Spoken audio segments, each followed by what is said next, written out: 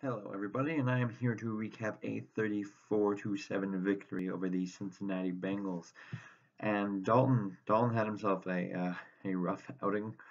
He was 11 of 22 for 113 yards, only a 5.1 yards average per attempt, no touch, two interceptions, one of them being a pick six, the other one being from Newman it was kind of impressive judging from the age of Terrence Newman. Had a little bit of an athletic, almost like basketball move. It's like in between the legs and sacks. He was sacked three times for 17 yards, and his rating was 27.3. And then when McCarron got in, he was 3 of 6 for 19 yards, a 3.2 average yards per attempt, no touch, no pick, wasn't sacked, and his rating was 56.9. So add all of it together, they are 14 of 28, 115 yards, 4.7 yards average attempt, no touchdowns, two interceptions. They were sacked three times, and the rating combined 33.6. Now, Giovanni Bernard was their leader in carries, with Joe Mixon being out in this game. Bernard carried the ball 14 times for 30 yards, a 2.1 average, and a touchdown after a Bridgewater interception. And we'll touch base on Bridgewater later. Long was 4. Brian Hill, when the backups came in, he carried the ball 5 times for 12 yards, 2.4 average. And Josh Malone, a wide receiver, was carrying the ball one time for 4 yards. Those always seem to get like about 5 yards. And the carries for them, 20 for 46 total yards, that touchdown, and 2.3 yards per carry. Now, reception-wise, LaFell was targeted 6 times, caught 2 of those balls for 53 yards, one of them being a 45-yard play. And that's really the only bad play the Minnesota Vikings had on defense all day, it appeared.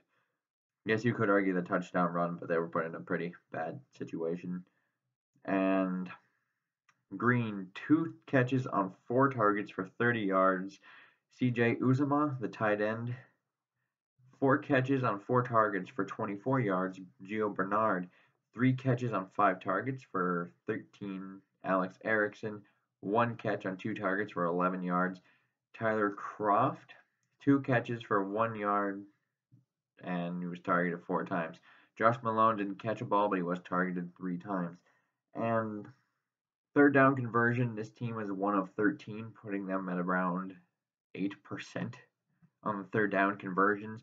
They only had 161 total yards. They had 8 first downs this entire game. In the red zone, they were 1 for 1, but that's just because the Bridgewater interception put the defense in a bad situation. And there was a 4th down play on that, but Ben Gideon up against a wide receiver and Erickson, it was kind of a mismatch, and that's what happened there.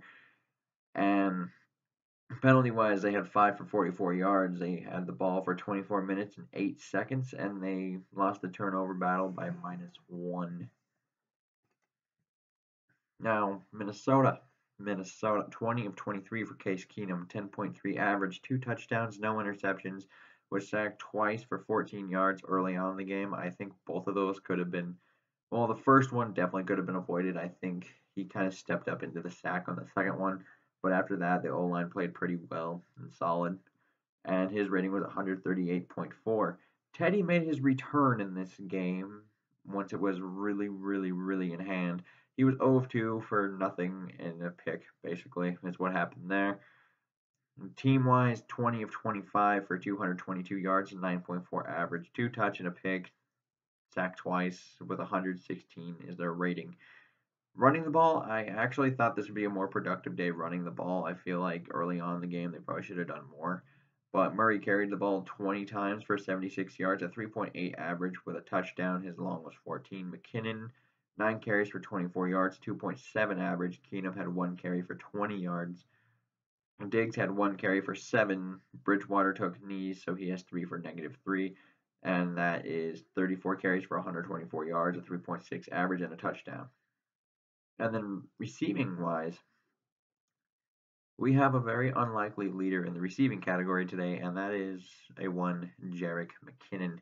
He had 7 catches for 114 yards, 16.3 is his average. He had 8 targets total, and his long was 41. Diggs had the touchdown today. He was targeted 6 times. He caught 5 of these balls for 30. Thielen 3 for 5 targets for 30 yards. Murray 1 for 1 on that screen to start out the game for 28 yards. Rudolph caught both of his catches, well, both of his targets for 17 yards in that wide open touchdown towards the end. Jarius Wright was only targeted once and caught that ball for 11 yards. CJ Ham, the weekly we have to throw one screen to CJ Ham happened, and that got us 6 yards, and Floyd dropped a ball that was thrown by Teddy Bridgewater. And so if we go into this, they were 4 of 12 on third down conversions at 33.3%, 346 total yards, 18 first downs. They were 3 of 4 in the red zone for 75%. Their penalties were way up there for 11 of 93 yards. They had the ball for 35 minutes and 52 seconds, and they won the turnover battle by +1. And they obviously had the pick six. That really kind of put things into motion. Offensively, the O-line played well for the most part. I think what you really need to nitpick at is the reason why we were 4 of 12 on third down was because we kept having some kind of penalty, whether it was holding, illegal blocking the backs. There was always something like the false start. That was inexcusable. They were just trying to draw him off sides, and Mike Remmers decides to go false start. You can't do that, but I feel like for the most part the O-line did play well. Apart from that early part of the game, I feel like they struggled a little bit, and then it got better as it went on. Keenum played well outside of the dropped interception by Aloka early on in the game when it was, I believe, 2nd and 18 because of one of the holding penalties.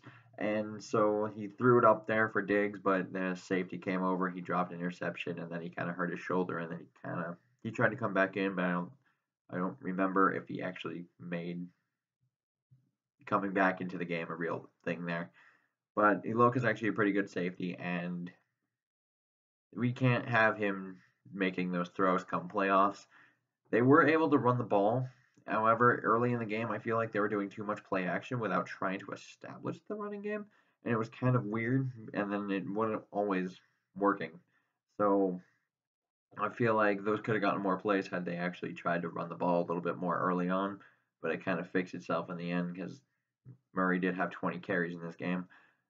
And McKinnon had himself a pretty good day. He had 138 total yards, and that's pretty good. That's pretty good, especially since most of it was receiving, which I thought we would see more in this game, and not in this game, but like just this year. I thought we'd see more out of him receiving, and I think this is kind of what I would have expected from Jerick McKinnon. Now, Bridgewater's return was a little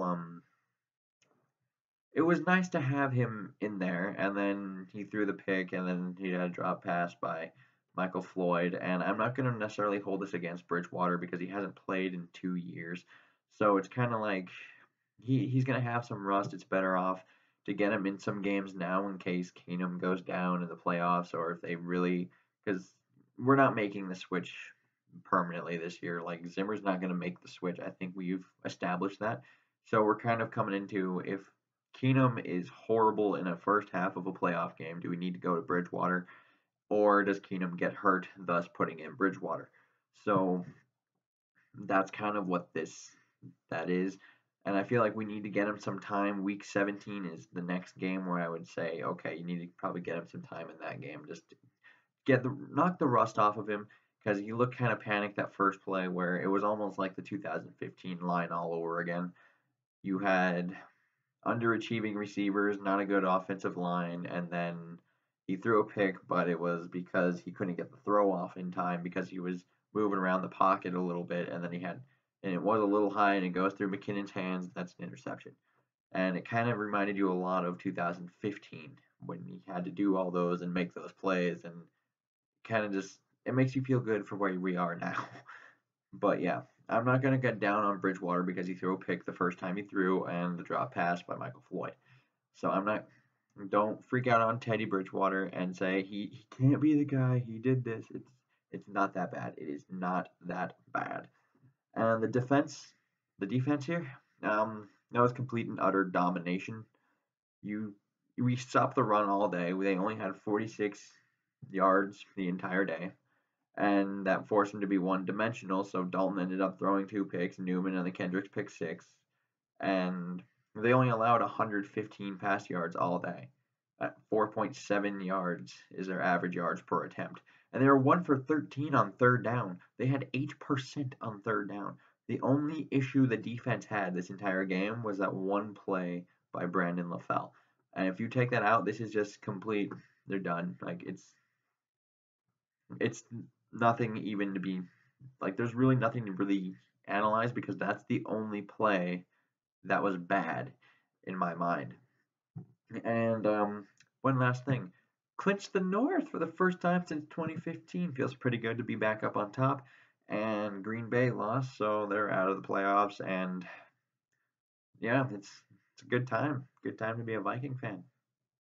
And till next time, I bid you adieu.